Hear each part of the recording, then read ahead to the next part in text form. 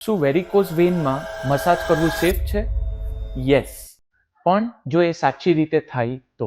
મસાજથી varicose Wien મટતી નથી, પણ મસાજથી varicose વેઇનના લીધે થતો દુખાવો, પગમાં સોજો આવવો, કાં તો પગમાં જે ભારીપણ થાય એ બધામાં આપણને રાહત મળી શકે. મસાજ એક સપોર્ટિવ ટ્રીટમેન્ટ છે, એ વેરિકોઝ વેઇનની ફાઇનલ ટ્રીટમેન્ટ નથી. સાચી રીતે આજે અમે તમને બતાવીએ કે કેવી રીતે મસાજ કરવું. કાં તો તમે બેસી જાઓ, કાં તો તમે સૂઈ જાઓ અને પગ થોડોક ઊંચો રાખો. મસાજ હંમેશા પગના નીચેના ભાગથી એટલે એડીના ભાગથી ટુવર્ડ્સ ધ ની જોઈન્ટ કરવું. મસાજ એકદમ ધીરે હાથથી કરવો જોઈએ, જે 5 કે 10 મિનિટ દિવસમાં થઈ શકે. મસાજ કરતી વખતે આપણું ધ્યાન વધારે પડતું કાફ મસલ પર હોવું જોઈએ અને ના કે ફૂલેલી નસો પર.